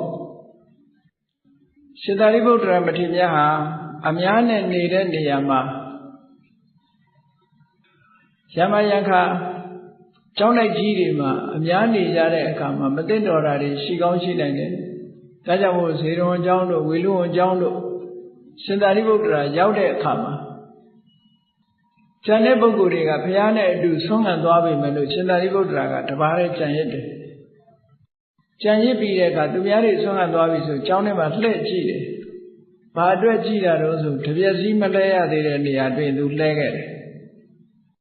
ရေမခတ်ရသေးဘူးဆိုရင်ပြီးတော့ရေခတ်ထားခဲ့တယ်သင်္ကန်းတွေဘာတွေခောက်မထားဘူးကိုယ်ကာထားခဲ့တယ်ဆိုသိမ့်ထားခဲ့တယ်ဟောတခါတလေအများစုနေတဲ့နေရာမှာနေမကောင်းလို့ဆိုဆုံးကမလိုက်နိုင်တဲ့ကိုတော်တွေကအเจ้าမှာကြံရစ်တတ်တယ်အဲ့ဒါတွေကိုလိုက်ကြည့်တယ်ကြည့်လို့တွေ့ပြီဆိုလို့ရှိရင်ဘာဖြစ်သလဲမေးပြီးတော့ဘာစားကြင်လဲဟောမြို့တွေကဆုံးခံပြီးယူလာပြီးတော့ကျွေးတယ်အဲ့ဒါရှင်သာရိပုတ္တရာနေ့စဉ်နဲ့အပြန်လှုပ်ရွလှုပ်စင်တယ်တကယ်တော့ရှင်သာရိပုတ္တရာမထေရမြတ်ဟာမြတ်စွာဘုရားရဲ့လက်ရရန်ဧကတာဝကလို့ဆိုတော့ဒီလိုအောက်ခြေသိမ်းလုပ်တွေတမန်ပုဂ္ဂိုလ်ဆိုလုံးဝမဟုတ်ဘူးပေါ့စိတ်တွေသဘောထားအလွန်မြင့်မြတ်တယ်ဆိုတဲ့သရုပ်တွေကိုဖော်ပြနေတာတခါတုန်းကရှင်သာရိပုတ္တရာမထေရမြတ်အမတ်တမဲ့နဲ့သင်္ကန်းရမ်းလိုက်တာကသင်္ကန်းရမ်းထားတဲ့သင်္ကန်းလေးထောင်ဆုံးလေးကတွဲကြကိုရင်ငယ်လေးကလာပြီးတော့အရှင်ဘုရားတဲ့အရှင်ဘုရားသင်္ကန်းလေးနောက်ကတွဲကြနေပါတယ်လို့လျှောက်တဲ့အခါကြည့်လိုက်တော့ဟုတ်တယ်ရှင်သာရိပုတ္တရာမထေရမြတ်ကသင်္ကန်းကိုကြာကြာနာနာပြင်ရမ်းပြီးတော့လက်အုပ်လေးချီပြီးတော့ကဲညီသွားပါပြီလားလို့ပြောတယ်ပြောရုံနဲ့မကဘူးရှင်သာရိပုတ္တရာမထေရမြတ်ကဘာပြောတော့ဆိုရင်ဒီကနေ့မှခုနှစ်နှစ်သားအရွယ်ဒီကနေ့မှသင်္ကန်းဝတ်လာတဲ့ပုဂ္ဂိုလ်ကပဲဖြစ်စေသူ့ကိုအကြံပေးရင်ဥထိပ်ရွယ်ပန်ဆင်ကလိုက်လာမှမယ်တဲ့သူကဘလောက်မြင့်မြတ်တဲ့စိတ်ထားရှိတယ်လဲဆိုတာစဉ်းစားကြည့်ဒီကနေ့ခေတ်ဆိုရင်အများစုကဒါမျိုးသွားပြောလို့ရှားမရှိနဲ့ဆိုတဲ့ဟာနဲ့တုံ့ပြန်ခြင်းခံရမှာပဲဟုတ်ကဲ့ရှားမရှိလောက်နဲ့ရရင်တော်သေးတယ်လက်ပံသွားရင်ဒုက္ခအဲ့ဒါလိုပဲဖြစ်မှာပဲเนาะရှင်သာရိပုတ္တရာအဲ့ဒါမျိုးမဟုတ်ဘူးဒါကြောင့်မို့လို့ရှင်သာရိပုတ္တရာမထေရမြတ်စိတ်ထားမြင့်မြတ်သူလို့ရှင်သာရိပုတ္တရာမထေရမြတ်ရဲ့စိတ်ထားမြင့်မြတ်မှုတွေနဲ့ပတ်သက်ပြီးတော့ထိုလိုကျမ်းဂန်တွေမှာအမှတ်သားတွေကြောင့်များစွာရှိပါတယ်ဒီကနေ့ပြောချင်တာကရှင်သာရိပုတ္တရာမထေရမြတ်ပြဿနာတစ်ခုကြုံလုံးကသူ့ရဲ့စိတ်ထားဟာဘလောက်ကောင်းတယ်ဆိုတာကိုရှင်းလင်းဖော်ပြထားတဲ့သုတ်တန်တစ်ခုရှိတယ်အဲ့ဒါကိုသီဟနာရသုတ်လို့ခေါ်တယ်သီဟနာရဆိုတာသီဟဆိုတာတာမန်အားဖြင့်ရှင်သေးကိုခေါ်တယ်ရှင်သေးကိုသီဟလို့ခေါ်တယ်နာရဆိုတာဟိဟောက်တာရှင်သေးဆိုတဲ့အကောင်ကဟိပြီဆိုလို့ရှိရင် तू ကြောက်တာလို့တကောင်မှမရှိဘူး तू ကဘယ်သူမှမကြောက်ဘူးဟုတ်ကဲ့လားကြောက်ရွံ့ရွံ့နဲ့အတန်ထွက်တာရှင်သေးမှတစ်ခါမရှိလူတွေကြတော့တစေတည်းတွေ့ရင်ကြောက်လန့်လန့်ပြောခြင်းပြောမယ်လူတွေရဲ့အတန်ကြတော့ကြောက်တဲ့အတန်ရှိတယ်မဟုတ်လားခွေးတွေဘာတွေလဲကြောက်တဲ့အတန်ရှိတာပဲကြောင်လည်းကြောက်တဲ့အတန်ရှိတာရှင်သေးမှာတော့ကြောက်တဲ့အတန်လုံးဝမရှိဘူးဒါကြောင့်မို့လို့ရှင်သေးကရဲတယ်လို့ပြောတာနော်သူ့မှာကြောက်ရွံ့တဲ့အတန်တစ်ခါမှမထွက်ဘူးအဲ့ဒါကိုတင်စားပြီးသီဟနာရဆိုတာမကြောက်မရွံ့ရဲရဲတောက်ပြောဆိုခြင်းလို့ဒီလိုအဓိပ္ပာယ်ပြောရတယ်အဲ့တော့ရှင်သာရိပုတ္တရာမထေရမြတ်ဟာဒီသုတ်တံမှာပြဿနာတစ်ခုကျုံလာတဲ့အခါမှာမကြောက်မရွံ့ရဲရဲဝံ့တဲ့ပြောဆိုခဲ့တဲ့စကားတွေဟာမှတ်သားကြည်ညိုစရာအလွန်တရာမှကောင်းပါတယ်ကြည်ညိုတယ်ဆိုတာကြည်ညိုယုံနေမပြီးဘူးထိုပုဂ္ဂိုလ်မြတ်ကြီးတို့အတူယူပြီးတော့တို့လည်းလုံးသင့်တယ်ဆိုတဲ့အတွေးလေးနဲ့ကိုယ့်ကိုယ်ကိုလည်းတတ်တဲ့နေရာလေ့ကျင့်ပေးဖို့လိုအပ်တယ်လောကလူတွေကယဟန္တာဆိုရင်သွားဖူးကြတယ်ဘာအတွက်ဖူးတာလဲဆိုယဟန္တာဖူးလိုက်ရရင်ကုသိုလ်ရဒါတော့ပဲစဉ်းစားတာနော်ယဟန္တာဖူးလိုက်ရရင်ကုသိုလ်ရချို့ကယဟန္တာစီကတခုလေးရလိုက်ရင်စီးပွားတက်မယ်လို့လည်းထင်တယ်မျိုးစုံပေါ့လေလူဆိုတာသို့တော့ဒီယဟန္တာသူဘာကျင့်လို့ယဟန္တာဖြစ်သွားသလဲဆိုတာကြတော့သိပြီးတော့မစဉ်းစားဘူး တကယ်စဉ်းစားရမှာသူဘာကျင့်လို့ယဟန္တာဖြစ်တာလဲငါလည်းယဟန္တာဖြစ်ချင်လိုက်တာဆိုတဲ့အတွေးမလာဘူးဒါကြောင့်မို့အကျင့်တရားဟာအမှန်တမ်းအဓိကကြပါတယ်တခါတော့ကသာဝတိပြည်မှာရှင်သာရိပုတ္တရာမြတ်ဝါဆိုတယ်မြတ်စွာဘုရားလည်းဝါဆိုတယ်ရှင်သာရိပုတ္တရာနဲ့အတူပညာဉာဏ်ကြီးမားကြတဲ့ပညာရေးလိုက်စားကြတဲ့တပည့်ပရိသတ်ကလည်း900လောက်ရှိတယ်ရှင်သာရိပုတ္တရာနဲ့အတူနေတဲ့ပုဂ္ဂိုလ်တိုင်းဟာပညာဘက်ကဒိဋ္ဌိချဲတွေကြီးပဲရှင်မောက္ကလန်နဲ့အတူနေတဲ့ပုဂ္ဂိုလ်တွေကတကောဣတိပတ်နဲ့ပြည့်စုံတဲ့ပုဂ္ဂိုလ်တွေကြီးပဲလူဆိုတာစုရင်ဝါဒနာတူရာစုတယ်တဲ့ဟုတ်တယ်တရားပွဲသွားတဲ့အခါမှာလည်းပဲတရားဝါဒနာပါတဲ့လူတွေစုသွားကြတာပေါ့ဝါဒနာမပါတဲ့လူနဲ့တွဲလို့မှမရတာတယောက်ကပွဲသွားခြင်းနဲ့တယောက်ကတရားသွားတာခြင်းနဲ့ဘယ်လိုလုပ်တွဲမရဘူးမဟုတ်လားဒါမို့မြတ်စွာဘုရားကဓာတုသောဘိက္ခွေတတ္တသံတန္တန္တိတတ္တဝါတွေဆိုတာ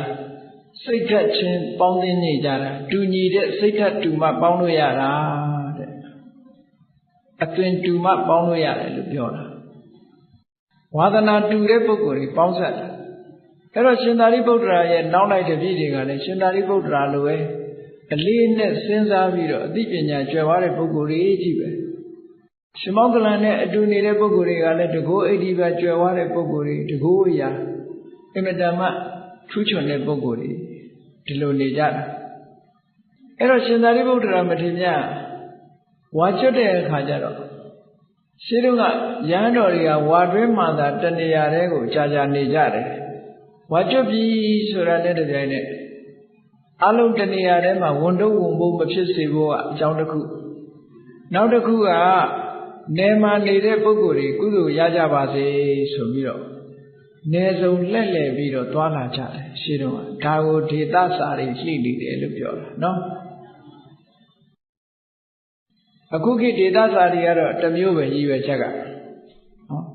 ဗမာပြည်လဲဒေသစာတွေသွားကြတာပဲလူတွေပါတော့ဖျားဘူးထွက်တယ်ကြိုက်ထီယိုးတို့ပါတော့အဲ့လိုသွားတာပေါ့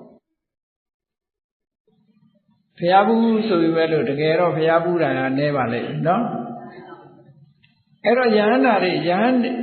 ဒေသစာတွေကြွတယ်ဆိုတာရည်ရွယ်ချက်နဲ့ဝိလန်တဲ့ဒေသတွေမှာရှိတဲ့ပုဂ္ဂိုလ်တွေတရားနာခွင့်ရပါစေသံဃာတော်တွေကိုဖူးပြင်ခွင့်တမနာနိသဒသနာမင်္ဂလာဖြစ်ပါစေတရားဓမ္မတွေနာယူခွင့်ရပြီးတော့ထူးခြားတဲ့အသိဉာဏ်တွေရကြပါစေကုသိုလ်ကောင်းမှုတွေပြုခွင့်ရကြပါစေဆိုတဲ့ရည်ရွယ်ချက်နဲ့ခရီးဒေသစာတွေလှိလိကြတာအဲ့ဒီခေတ်ကအိန္ဒိယနိုင်ငံလုံးတစ်ခွင်မှာရှင်သာရိပုတ္တရာတို့ရှင်မောက္ကလန်တို့တခါတည်းနှစ်ပါးတူတူကြွတယ်တခါတည်းတစ်ပါးတည်းကြွဒီနေ့တော့ရှင်သာရိပုတ္တရာမထေရမြတ်ဝါလာကျွတ်တော့ဘုရားစီသွားခွင့်ပန်တယ်အရှင်ဘုရားတဲ့ဝါလာကျွတ်ပြီတပည့်တော်ခရီးဒေသစာတွေကြွသွားကြပါတယ်ခွင့်ပြုတော်မူပါလို့ဘုရားစီလာပြီးတော့ခွင့်တောင်းပြီးတော့ရှင်သာရိပုတ္တရာမထေရမြတ်ကကျောင်းတော်ကထွက်သွားတာသူ့နောက်ပါတပည့်တွေနဲ့ထွက်သွားပြီဆိုတဲ့အခါမှာယဟန်တစ်ပါးကမြတ်စွာဘုရားကိုသွားတိုင်တယ်ရှင်သာရိပုတ္တရာဘုရားတဲ့တပည့်တော်ကိုတိုက်ခိုက်ပြီးတော့နော်သူ့ကိုတိုက်မိသွားတယ်ပေါ့လေမတော်တဆသူ့ခြေထောက်နဲ့ခတ်မိတယ်လို့ဘာလို့ပေါ့ဒီလိုတစ်ခုခုပေါ့ရှင်သာရိပုတ္တရာကသူ့ကိုခြေထောက်နဲ့ခတ်မိသွားပြီတပည့်တော်ကိုမတောင်းပန်ပဲနဲ့အခုခရီးထွက်သွားတယ်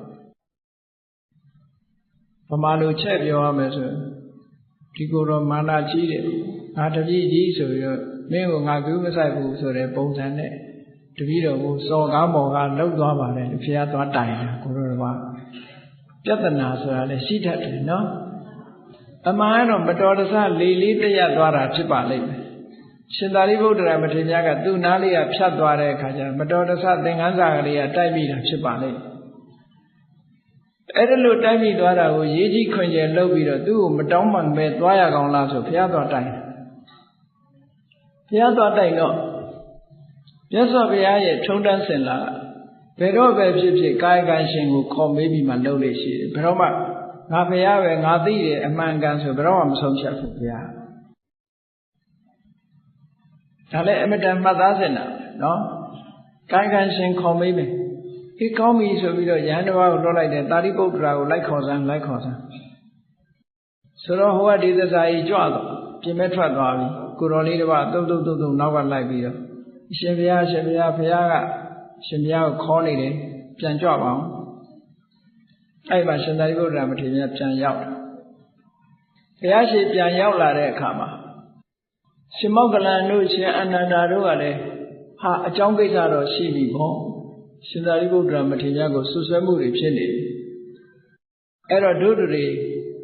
ဘယ်လိုပြဿနာလဲဆိုတာကိုရှင်သာရိပုတ္တရာမထေရရဲ့ဒီပြဿနာကိုဖြေရှင်းကင်တွယ်ပုံကိုတို့နားထောင်ကြရအောင်ဆိုပြီးတော့ယဟန်တော်တွေကိုအကုန်လိုက်ခေါ်တယ်ကျောင်းတရားကိုတော်တို့ထွက်ကြရှင်သာရိပုတ္တရာမထေရကမြတ်စွာဘုရားကမေးတဲ့အခါမှာရဲရဲတင်းတင်းမှန်မှန်ကန်ကန်လျှောက်ထားတဲ့စကားတွေကြားကြရအောင်နားထောင်ကြရအောင်ကိုတော်တို့ထွက်ကြဆိုတကြောင်းလုံးကိုတော်တွေအဲ့ဒီမှာစုမိသွားတယ်ပေါ့ရှင်သာရိပုတ္တရာမထေရဘုရားရှင်ရောက်ရှိခိုးဝါချထိုင်းနေတဲ့အချိန်မြတ်စွာဘုရားကမေးတယ်သာရိပုတ္တရာတဲ့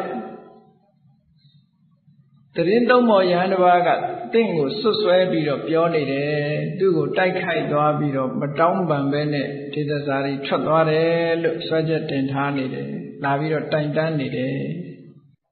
မြတ်စွာဘုရားကဟုတ်သလားလို့ရှင်သာရိပုတ္တရာအဲ့ဒါဟုတ်သလားလို့မေးလိုက်တော့ရှင်သာရိပုတ္တရာမထေရကပြန်လျှောက်တာအရှင်ဘုရားတဲ့ကာယကတတတိလို့ဆိုတဲ့ကိုယ်ခန္ဓာကိုယ်ပေါ်မှာတတိကွာနေတဲ့ပုဂ္ဂိုလ်မျိုးသားအဲ့ဒါလိုဖြစ်မှာပါတဲ့တပည့်တော်ရဲ့ခန္ဓာကိုယ်မှာအမြဲတမ်းတတိကပ်နေတာဖြစ်တဲ့အတွက်ကြောင့်တရင်သုံးဖို့ပုဂ္ဂိုလ်တူကိုတိုက်ခိုက်ပြီးတော့မတောင်းပန်ပဲနဲ့သွားတယ်ဆိုတာမဖြစ်နိုင်ပါဘူးပေါ့ဆိုလိုတာသူမဟုတ်ပါဘူးပေါ့နော်ပြောပြီးတော့ရှင်သာရိပုတ္တရာမထေရကသူ့ရဲ့စိတ်ဓာတ်တွေကိုဘယ်လိုပြောလို့ဆိုအရှင်ဘုရားတဲ့တပည့်တော်ဟာပထဝီသမစိတ်ဓာတ်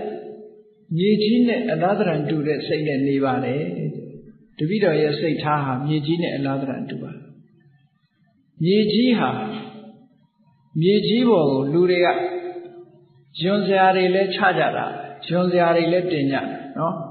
မြေကြီးပေါ်ကိုကျင်ကြီးစွန့်နေချင်းငယ်စွန့်နေအမျိုးစုံလုပ်ကြတယ်တူးကြတယ်ဆွားကြတယ်မြေကြီးဆိုလို့ရှိရင်ဘယ်သူမှဂရုမစိုက်ဘူးအညစ်အကြေးမှန်သမျှမြေကြီးပေါ်ပုံတယ်ဘယ်လိုလှုပ်မြေကြီးကစိတ်ဆိုးမှန်ဆိုးနဲ့ပြန်ပြီးတော့တုံ့ပြန်တာများရှိလားတပည့်တော်ရဲ့စိတ်ထားဟာလည်းပဲအဲ့လိုသူများအပေါ်မှာကိုယ်ပေါ်မှာစော်ကားသည်ဖြစ်စေမစော်ကားသည်ဖြစ်စေတုံ့ပြန်မှုမရှိပါဘူးဗျာတဲ့ပထဝီသမစိတ်ဓာတ်အမတန်မှရန်ကင်းပြီးတော့တည်ငြိမ်တဲ့စိတ်ဓာတ်တပည့်တော်ထားပါတယ်ဟောဒီဥပမာနဲ့တစ်ခါဟောဆက်ပြီးတော့လျှောက်တယ်ရှင်သာရိပုတ္တရာမထေရက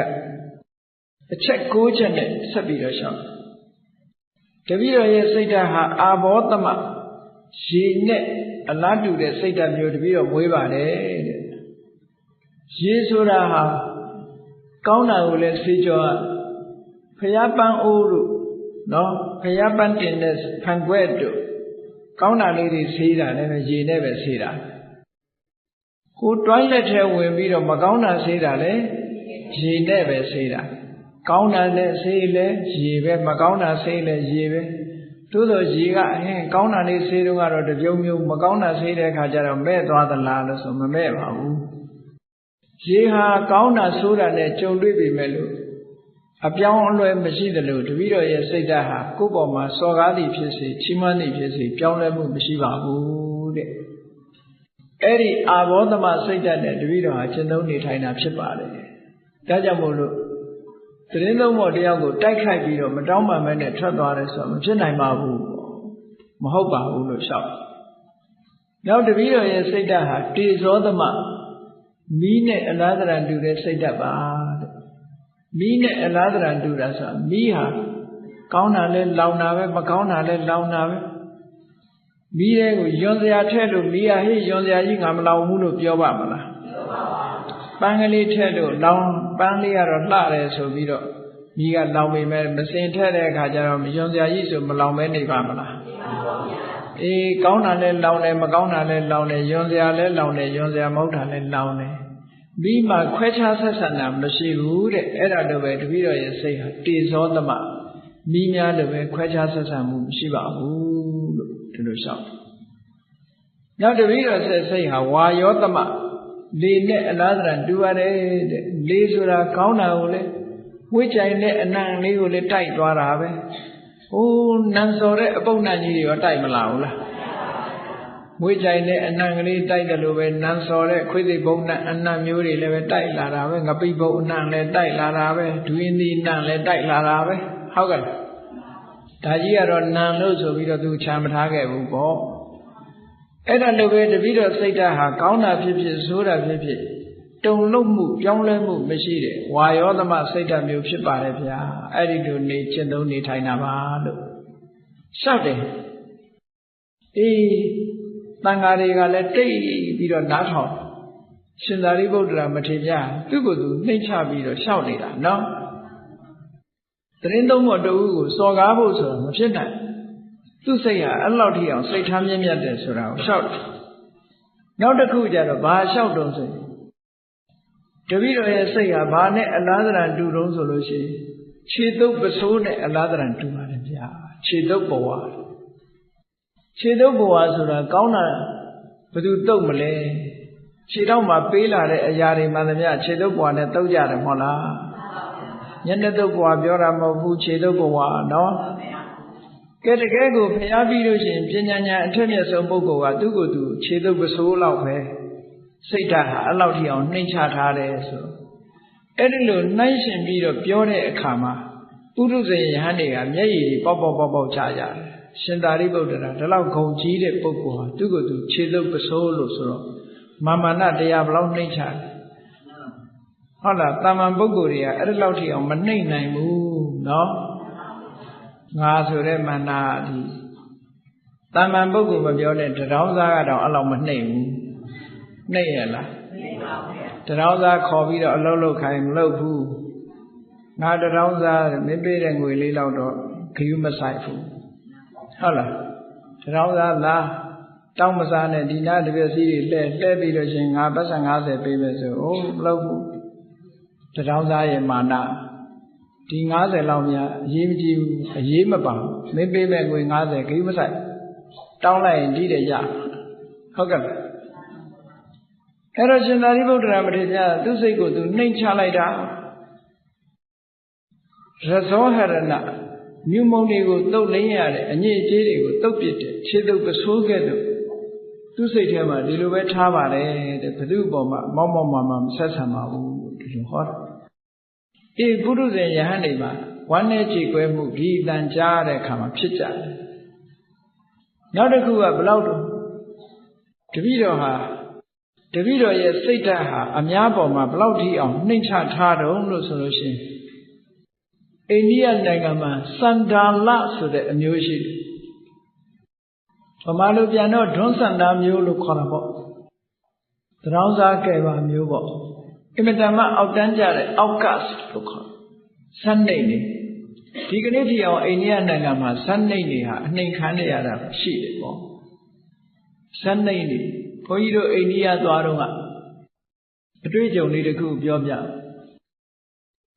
စန်းနေနေဟာစမ်းမြင့်နေရဲ့အနိုင်ကျင့်မှုအများရန်ခံရအိန္ဒိယသွားတော့ဗာရာဏသီမှာ BHU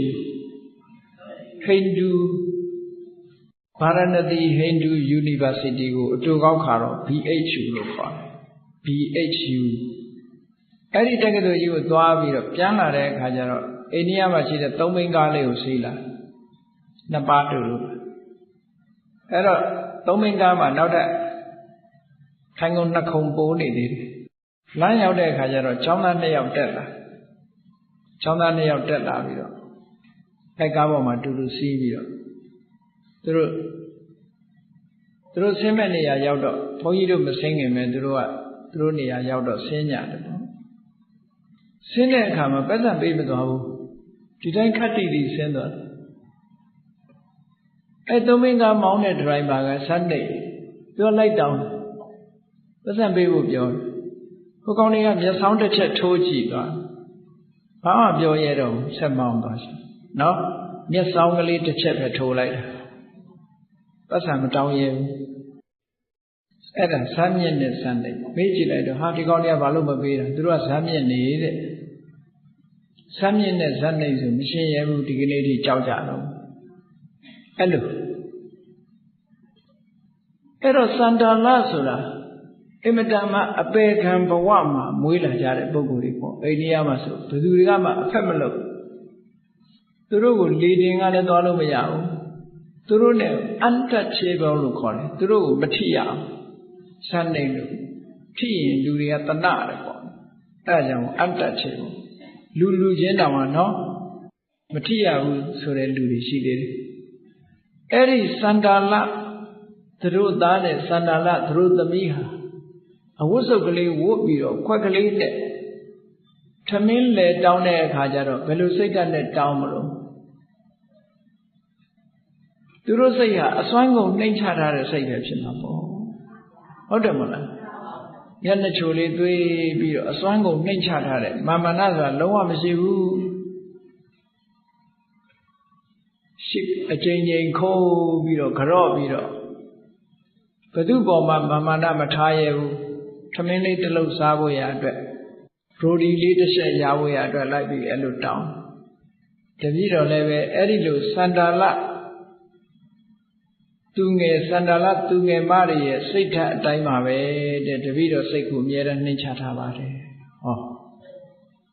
ဒိဋ္ဌိကျဲပညာရှိကြီးကပြောတာနော်အေးသူလောက်ပညာမရှိတဲ့ပုဂ္ဂိုလ်တွေကထောင်လုပ်တယ်ထောင်လုပ်တယ်အဲ့ဒါကိုဥပမာပေးတဲ့အခါကျတော့လေခွင်းထဲကိုသွားကြည့်စဘာပင်တွေစိုက်ထားတယ်စဘာပင်တွေစိုက်တော့စဘာကအသီးစဘာသီးတွေတီးလာတဲ့အခါမှာစဘာအသီးထဲမှာစဘာသီးတွေထဲမှာအဆံမပါတဲ့အသီးတွေကထောင်လုပ်တယ်အထဲထဲကအဆံပြေးလာတဲ့ဟာတွေကအကုန်ငိုက်ကြကုန်ဟုတ်ကဲ့ရှင်သာရိပုတ္တရာဟာလည်းဘာဖြစ်လို့ဒီလောက်နှိမ့်ချတာတော့ဆိုအဆံပြေးလို့နှိမ့်ချတာထောင်လုပ်တဲ့လူကအဲ့ဒါအဆံမရှိလို့ထောင်လို့ရတာကြားလားအေးမာနဆိုတာလုံးဝမရှိဘူးတဲ့သူစိတ်ဟာအမြဲတမ်းနိစ္စစိတ်ဓာတ်အများပေါ်မှာမာမနမထားဘဲနဲ့အလွန်နှိမ့်ချတဲ့စိတ်ထားပါတယ်ဆိုတာကိုရှောက်ယဟန်နေစိတ်မကောင်းဖြစ်ကြတယ်ပုထုဇဉ်တွေမျက်ရည်မစီနိုင်ကြဘူးဘာဖြစ်လို့လဲဆိုတော့ဖျားပြီးရင်အကြီးဆုံးအက္ခသဝကကြီးကဒီစကားတွေကိုရှောက်နေတာနော်တာမန်ပုဂ္ဂိုလ်မဟုတ်ဘူးလောကမှာအနိတ္တရာရှိတဲ့အရာတွေကလေးတာပဲအနိတ္တရာမရှိတဲ့အရာတွေကပေါ့တာပဲချက်စုပင်တို့ဆိုလို့ရှိရင်လည်းဟုတ်လားအထက်ထဲကအခေါင်းကျူပင်တို့ဆိုလည်းအခေါင်းပဲသို့တော့ကျူပင်ကလည်းထောင်လောက်တာပဲဒါမို့စာပေကျမ်းဂန်မှာအုံနလကျူပင်ဟာအထက်ကိုထောင်းနေတယ်လို့ပဲတဲ့မာနကြီးတဲ့ပုဂ္ဂိုလ်ကအထဲထဲတော့ကြည့်လိုက်ရင်ဘာမှမရှိဘူးသို့တော့ထောင်းသိပ်လုပ်တယ်မာနတရားရဲ့တဘာဝတွေကိုထင်ရှားအောင်စာပေကျမ်းဂန်မှာဒီလိုဆိုတာနောက်ရှင်သာရိပုတ္တရာပတိမြတ်ကဘာပြောလို့ဆိုတပည့်တော်ရဲ့စိတ်ဓာတ်ဟာတဲ့ကြိုးနေတဲ့နွားလာဥဒ္ဒပစိတ်ဓာတ်လိုပါပဲနွားလာဥဒ္ဒပဆိုတာမြန်မာပြည်မှာတော့ဒီနွားတွေရဲ့အဓိပ္ပာယ်အကုန်သိချင်မှသိမှာပေါ့နော်အိန္ဒိယနိုင်ငံရောက်မှုတဲ့ပုဂ္ဂိုလ်တွေတော့တွေ့လိမ့်မယ်နွားတွေလမ်းပေါ်မှာလွတ်ထားတာတွေအများကြီးပဲပေါ့နွားကိုတတ်စားတာလည်းမရှိဘူးနွားလာဥဒ္ဒပဆိုတာသူကအိန္ဒိယမှာကိုးကွယ်ပြီးတော့အရေးပေးထားတဲ့နွားကြီးတွေဂျိုကြီးတွေအလှပဆင်တာအေးဂျိုကျိုးသွားတဲ့နွားလာဥဒ္ဒပကြီးတွေအသက်အရွယ်ကြီးသွားလို့ဂျိုလဲကျိုးသွားပြီဆိုလို့ရှိရင်ဘယ်သူကိုမှအန္တရာယ်မပေးဘူးသူတို့ကဈေးတယ်တို့လူကြားတယ်တို့ဒီလိုလျှောက်သွားတာဘယ်သူမှအန္တရာယ်မပေးဘူးအဲ့ဒီနွားလာဥဒ္ဒပဂျိုကျိုးသောနွားဆို ချိုးချိုးနေသည့်အတွက်ကြောင့်ဘယ်သူမှအန္တရာယ်မပေးဘဲနဲ့အလုံးကိုနှိမ့်ချပြီးတော့အရှုံးပေးနေတယ်တပည့်တော်ရဲ့စိတ်ဓာတ်ဟာလည်းပဲအဲ့ဒီတိုင်းပါပဲတဲ့ဘယ်သူကမှအန္တရာယ်ပြုတာလေမာမနာနဲ့တုံ့ပြန်မှုဆိုတာမရှိပါဘူးအလုံးကိုနှိမ့်ချထားပါတယ်လို့မြတ်စွာရှင်သာရိပုတ္တရာကဒီလိုလျှောက်နောက်ဘာလျှောက်တုံးဆိုတော့ငယ်ငယ်ရွယ်ရွယ်အမျိုးသားအမျိုးသမီးတွေလူငယ်လူရွယ်ဆိုတာရေမိုးချိုးပြီးဖိလိန်ပြင်ဆင်လို့လှလှပပနေချင်တာပေါ့ရေမိုးချိုးဖိလိန်ပြင်ဆင်ထားတဲ့လူငယ်လူရွယ်ရဲ့လက်ဘေးမှာခွေးသိကောင်ပုတ်ကိုဆွဲပေးလိုက်ဘယ်နဲ့နေပါအမတန်မှဒုက္ခမရောက်ပေဘူးလားလက်ဘေးမှာဆွဲချိတ်ပေးလိုက်တဲ့ခွေးသိကောင်ပုတ်ကြီးကိုသူဒါကြီးကိုဖြုတ်ပစ်ဖို့ဘလောက်သူ့စိတ်ထဲမှာဖြစ်မလဲရှင်သာရိပုတ္တရာမထေရမြတ်ကလျှောက်တယ်တဲ့ဟောဒီတပည့်တော်ရဲ့ခန္ဓာကိုယ်ကြီးဟာခွေးသိကောင်ပုတ်ကြီးလက်ဘေးချိတ်ထားရတယ်လို့ပဲတပည့်တော်ဟာဒါကြီးကိုအမတန်မှဆက်ဆုပ်ယုံမှမှုနေပါတယ်ကုသခန္ဓာကိုယ်ပြောတာနော်အမတန်မှအပုပ်အစတ်တွေနဲ့ပြည့်နေတဲ့ဟောဒီခန္ဓာကိုယ်ကြီးပေါ်မှာသူဟာညှိငွေ့နေပါတယ်ခုနကလူငယ်လူရဲ့ဖိလိမ့်ပြင်ဆင်ရေမိုးချိုးထားတော့ခွေးသိကောင်ပုတ်ကြီးကိုယွန်းတယ်လို့ပဲသူဟာလည်းသူခန္ဓာကိုယ်ကြီးကိုယွန်းနေပါတယ်လို့ပြောတာနော်အဲ့ဒါလို့မယွန်းတဲ့ပုဂ္ဂိုလ်တွေကတော့အလှပြင်နေတာပေါ့ဗျာဟောရှင်သာရိပုတ္တရာမထေရကဒါကိုယွန်းပါတယ်တဲ့ဟောနောက်ဆုံးပြောလိုက်တဲ့စကားဘာလဲလို့ဆိုတပည့်တော်စိတ်ထဲမှာတဲ့ဟောဒီခန္ဓာကိုယ်ကြီးကိုဆောင်းထားရတာမေတကထာလိကအစီအိုးကြီးဝက်စီတို့ဘာတို့အစီတွေထည့်ထားပြီးအစီတွေရိုးအောင်အဲ့ဒီအိုးမှာအပေါက်တွေဖောက်တာအသားတွေအဲ့ဒီထည့်တဲ့အခါကျတော့အစီတွေကယိုထွက်တယ်အပေါက်ကလေးတွေကအစီစစ်တဲ့အိုးမျိုးပေါ့နော်အဲ့ဒီအစီစစ်တဲ့အိုးထဲမှာအသားထည့်ထားလို့ရှိရင်ဟိုပေါက်ကအစီတွေယိုထွက်ဒီပေါက်ကအစီတွေယိုထွက်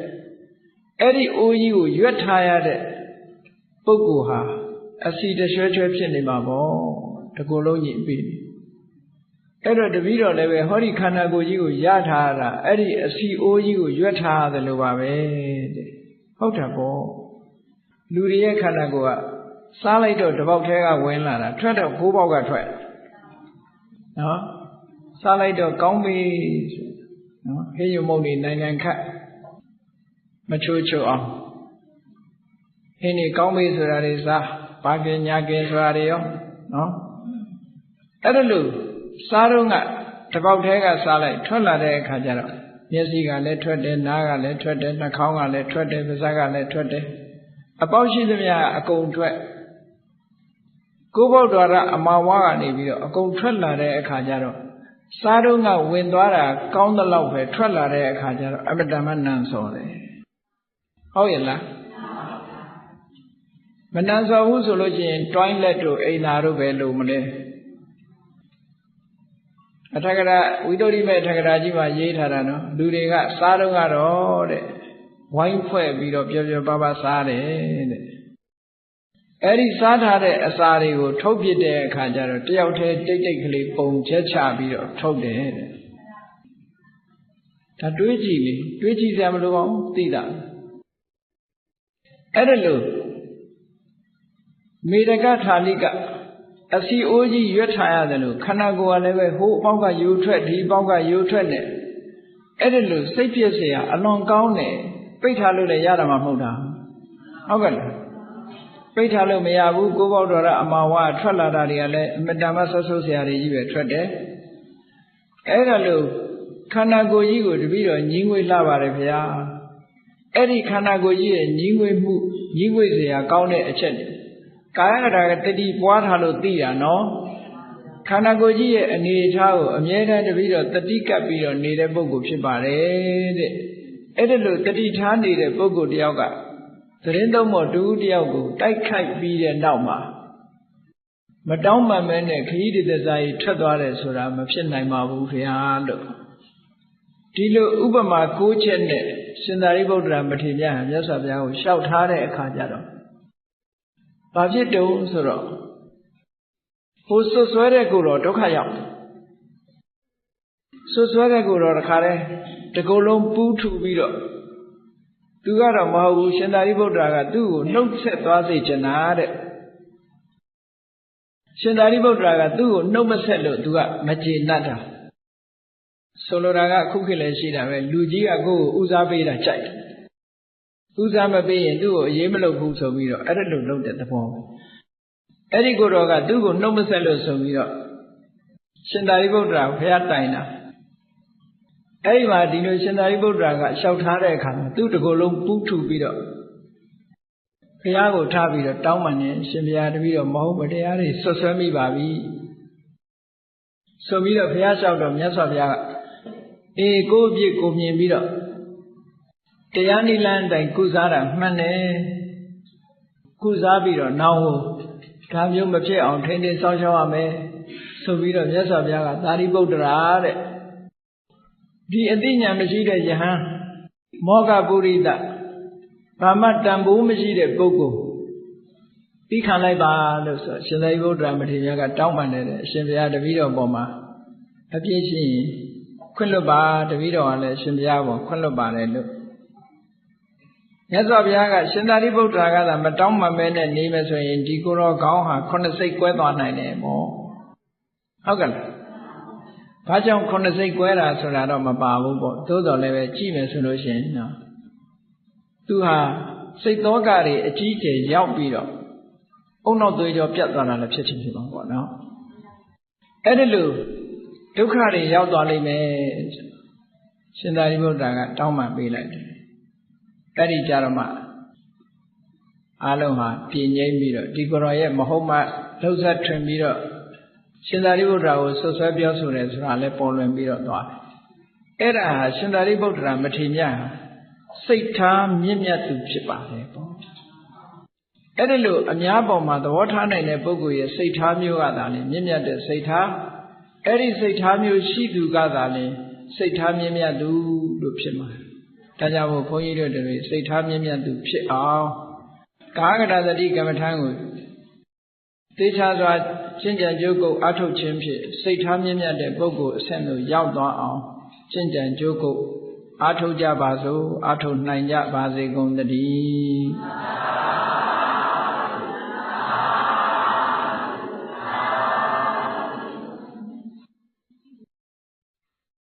ကမေတ္တာပို့ရအောင်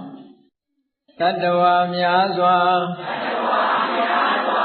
ဝေယံကွာ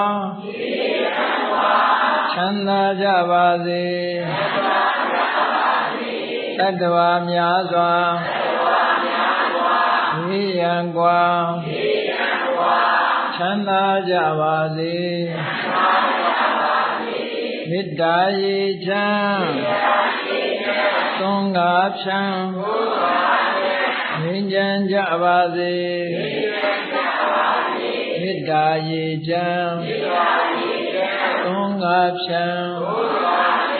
ငြိမ်းချမ်းကြပါစေသက်ရှိကျမ်းမာစိတ်ချမ်းသာလူရဆန္ဒပြေပါစေသက်ရှိကျမ်းမာစိတ်ချမ်းသာလူရဆန္ဒပြေပါစေဓမ္မောတတံပိဝိတဝါနဝိသာသဗ္ဗေသမုဟတာအစရမရာတိတိဘာဝံနိဗ္ဗာနံယန္တုတာရောဓမ္မောတရံလောဘဒေါသမောဟစိတ်တောက်ကင်းပြောက်ကြည်တရားစေကိုပိဝိတဝဝန္တာရှင်ပြတောက်ကြရနာကြရကုန်သောကြောင့်ဝိသာတဝေပူဇာညစ်တောက်ကိလေသာအစရတောက်ဟုသမျှတို့သည်သမုဒ္ဒပိဉ္စဘက်တွင်ရေမတင်တကဲ့သို့ကင်းစင်လွင်ပြောက်ပေမရောက်အောင်ပယ်ဖြောက်အပ်ကုန်သည်ဟောတုစင်စစ်မသွေဖြစ်ကြပါစေကုန်သတည်းအစရမရံအိုခြင်းလဲကွာနာခြင်းလဲကင်းသိခြင်းလဲရှင်းထသောတိတိဘဝကိလေသာဟုပုခတိန်ကင်းခြင်းရာအစစ်ဖြစ်ပေထသောနိဗ္ဗာန်နိဗ္ဗာန်ဟုခေါ်အေးမြတော်သို့သာရောတရားချစ်ခင်စိတ်ကောင်းဝိညာသူတော်သင်များတို့သည်ယန္တုပါရမီအစဉ်စဉ်မြင့်တယ်မြင်၍ မလင့်ပုံသေးဆက်ရောက်တော်မူကြပါစေကုန်သတည်း